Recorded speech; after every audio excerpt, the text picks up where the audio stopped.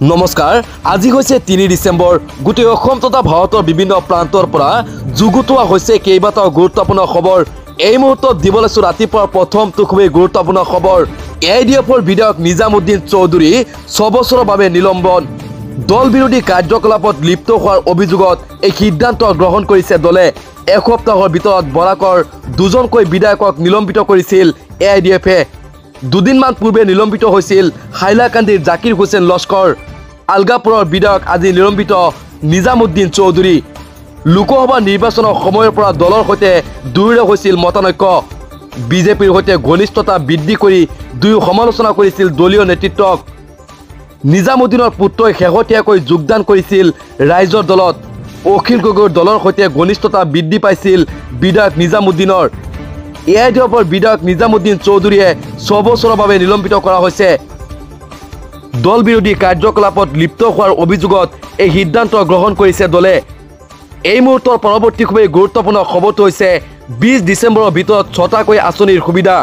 লাখ লাখ হিতাধিকাৰীলৈ মুখ্যমন্ত্ৰী হিমন্ত বিশ্ব শৰ্মাই দিছে কেইবাটাও ভাল খবৰ এই মাহতে ৰাজ্যবাসীয়ে লাভ কৰিব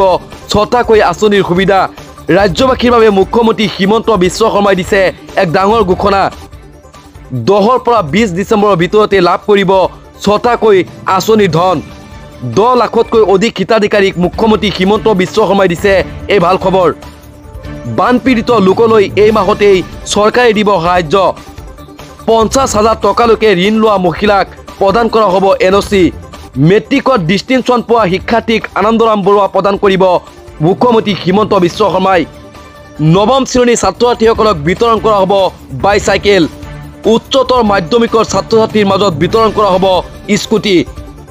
মুখ্যমন্ত্ৰী হিমন্ত বিশ্ব শৰ্মাই দিছে এই ভাল খবৰ হাজাৰ হাজাৰ কৃষকক প্ৰদান কৰিব শস্যৰ বীজ সামাজিক মাধ্যমত মুখ্যমন্ত্ৰী হিমন্ত বিশ্ব শৰ্মাই কৰিছে এই ডাঙৰ ঘোষণা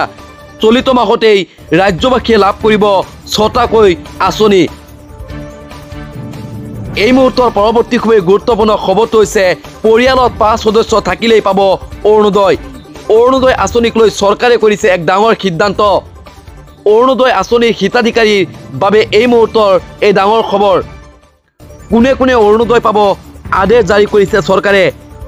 এটা পৰিয়ালত ৫গৰাকী সদস্য থাকিলেহে পাব অৰুণোদয় আঁচনি অৰুণোদয় পাবলৈ পৰিয়ালটোৰ বাৰ্ষিক আয় ২ লাখৰ তলত হ'ব লাগিব ৰেচন কাৰ্ড আৰু অৰুণোদয়ক লৈ মন্ত্ৰী ৰঞ্জিত দাসৰ এই ডাঙৰ মন্তব্য একাংশই ৰেচন কাৰ্ড অসৎ ৰূপত ব্যৱহাৰ কৰাৰ ভয়ংকৰ অভিযোগ অৰুণোদয় আঁচনিৰ হিতাধিকাৰীৰ বাবে এই মুহূৰ্তৰ এই ডাঙৰ খবৰ